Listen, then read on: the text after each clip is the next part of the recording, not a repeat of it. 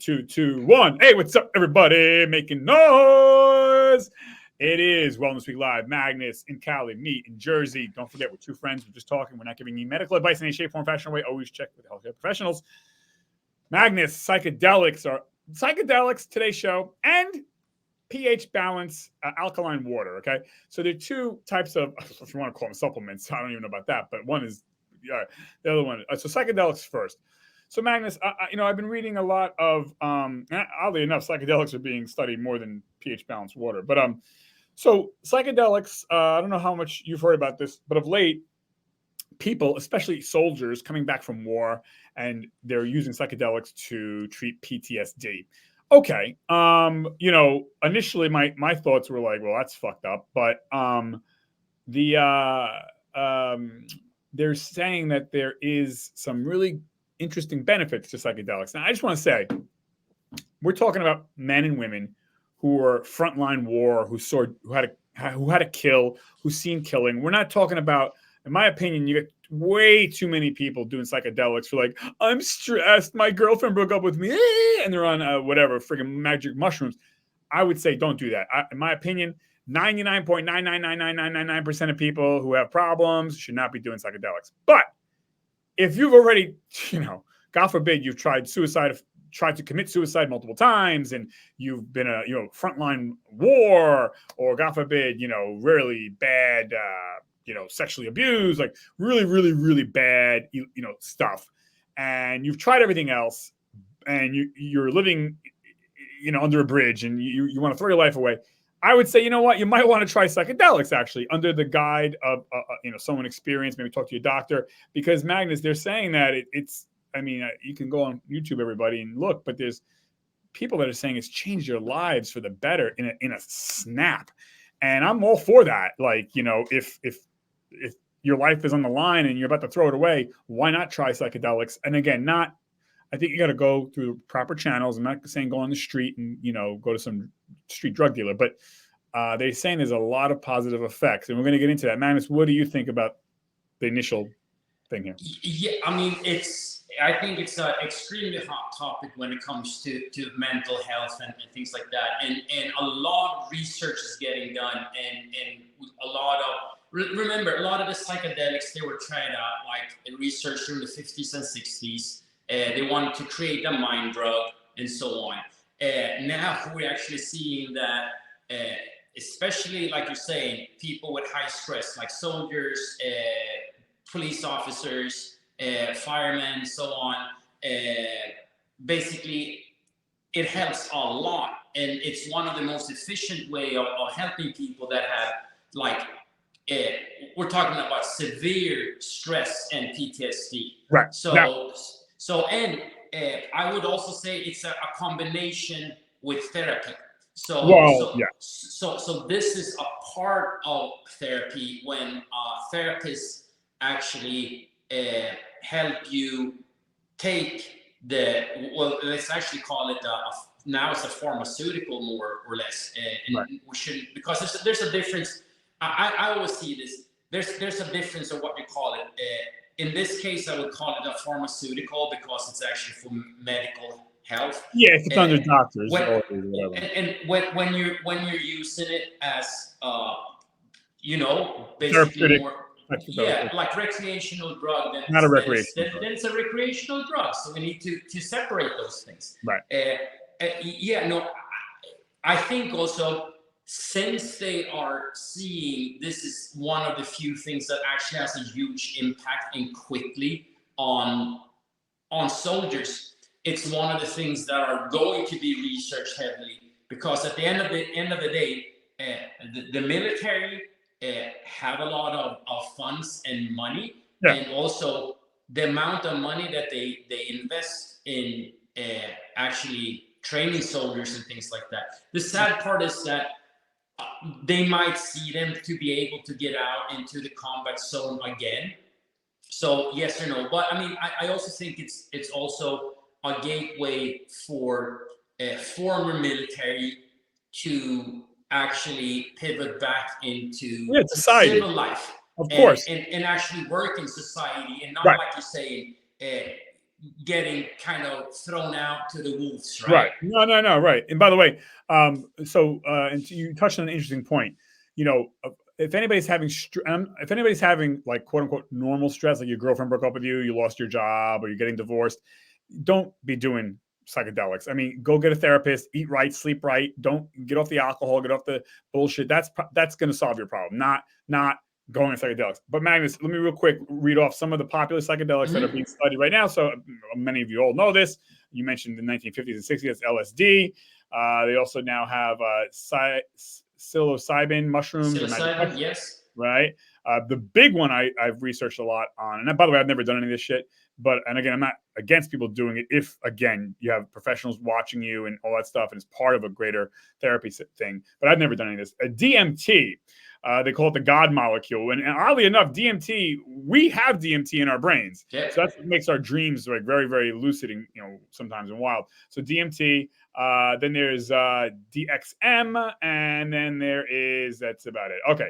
Those are the big ones. There's other ones, but ayahuasca, whatever. But Magnus, it was funny. So when I was researching this, I was like, well, what the hell is making these soldiers or cops or nurses or people who are about to lose their lives change basically like overnight for the better? Like, what is it? So it's not that, because I think when people think of psychedelics, they think like, oh, I'm seeing, colors and whoopie doopie doo. That's true. That does probably happen. But I think my understanding is it's not so much what people are seeing, but it's what they're feeling. They feel a sense of freedom, a sense of hope, a sense of communion with the universe. They feel it's a feeling. It's not so much what they see. Seeing is part of it, but that they feel understood, feel loved, feel seen, feel a oneness, feel like everything's been explained to them without explaining. I don't know if they've done this stuff, but this is what I've read. So if it is that, I can see why people feel like, the weight's off my shoulder. Like, I've done it. I guess it would be like they crammed 50 years of therapy into 4 minutes, because a lot of these psychedelic trips only last about 5 minutes, 6 minutes, 7, something like that. They don't last hours. So that's what I understand from people taking these psychedelics, is that they just feel like it's been solved. Like there's no need for me to talk about it anymore. I am good. I am whole. So that's why they do this. And I would say you have to be careful though, folks, because like everything else, there's side effects. And I can tell you, without going into my story, which I've gone into my story in other episodes, someone very close to me, my family, got on this stuff and never returned, because the side effect is suicide. The side effect is depression. The side effect is you don't snap out of it. So that's why it really, really, really should only be used if you've tried everything else with a psychiatrist, psychologist, nutrition, and diet, and nothing's working and you're about to lose your life. Then go on psychedelics with proper instruction, I would say, because there are some serious downsides here, folks.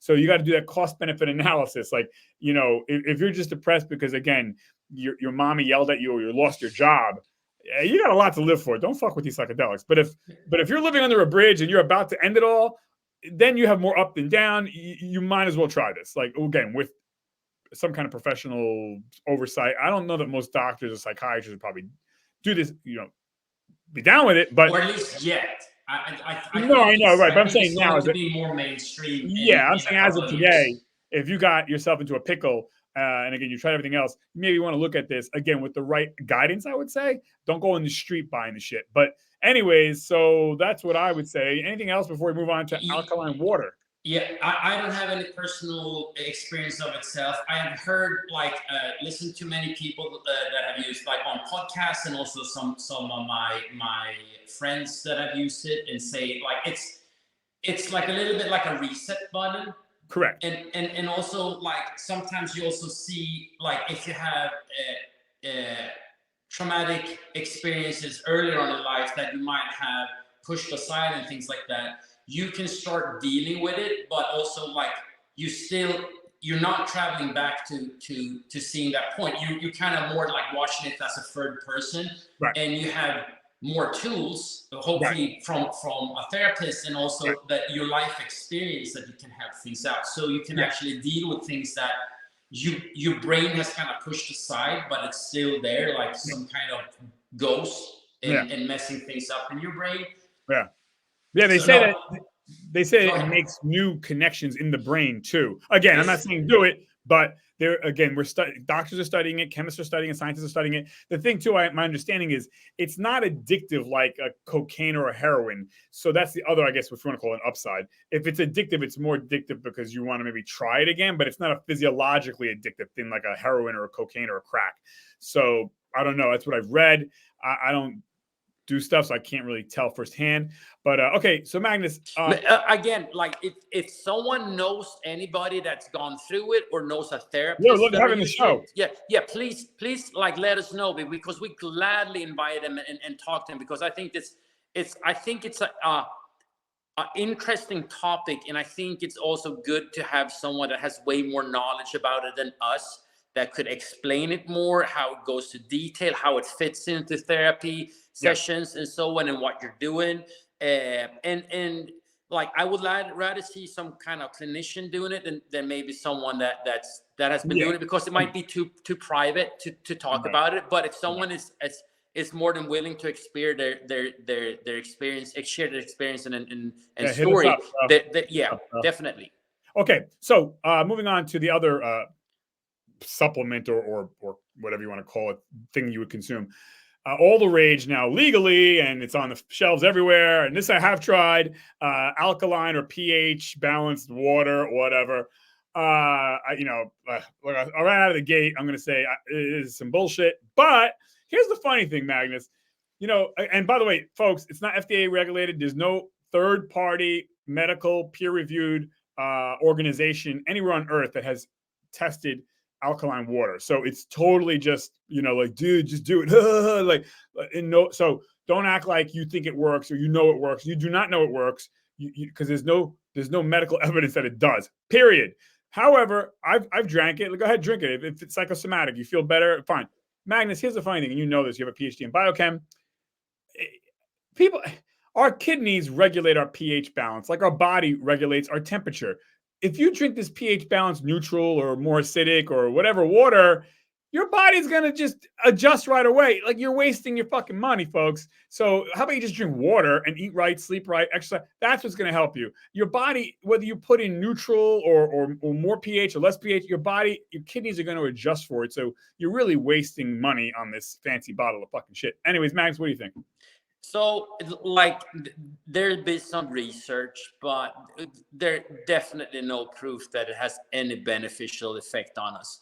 The two things that we have a very fine-tuned system that controls our pH in our bodies, and like you said, kidney, one of the major things, and also respiratory, so our lungs, breathing.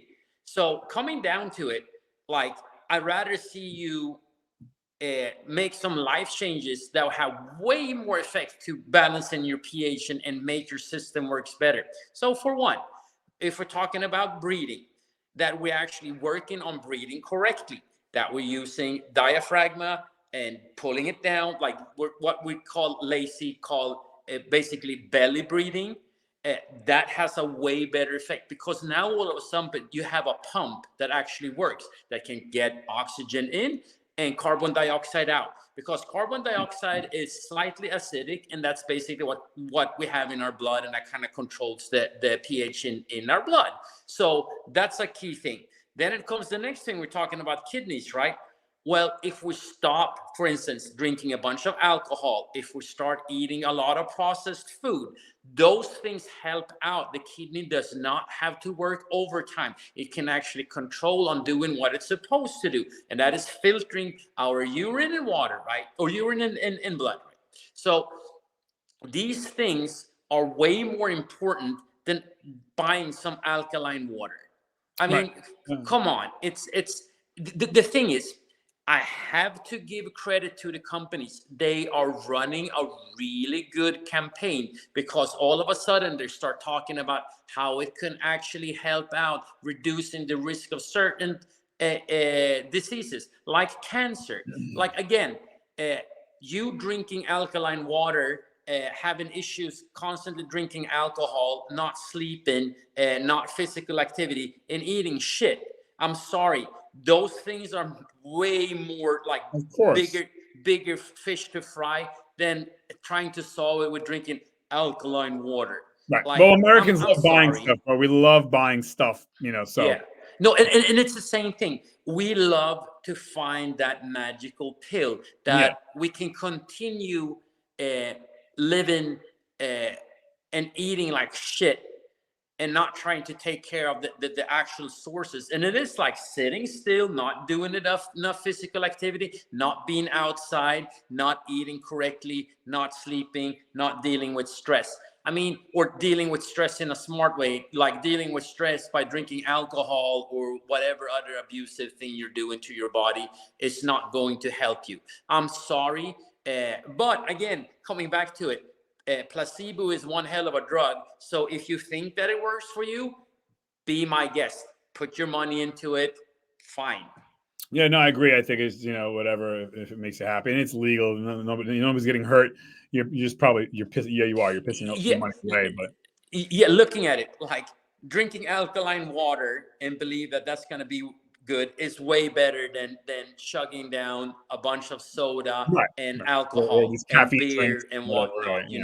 Yeah. So if it makes you drink more water, then awesome. But you could probably do as well by just taking some water, filtered water, probably nice. Add some good mineral salt to it, like Himalayan salt or something like that. Yeah, and that's gonna give you a better effect. To be honest, you staying hydrated that way instead.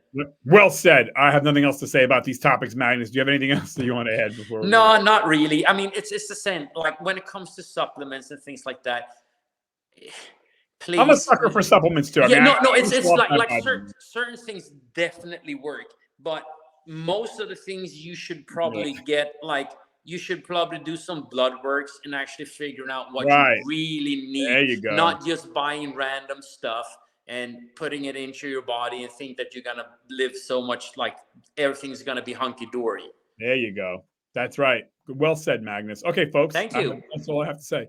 But thank you everyone for. Oh, by the way, we're almost at 200. We need 4 more people. Come on, people. Go tell your mom, your dad.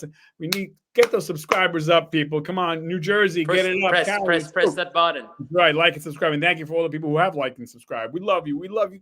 Grazie. So anyways, there you go, man. Hi. So thanks everybody. We check back in. A lot of great content coming back up. And happy holidays, everybody. All right. Stay safe, guys. Out of here. 5, 4, 3, 2.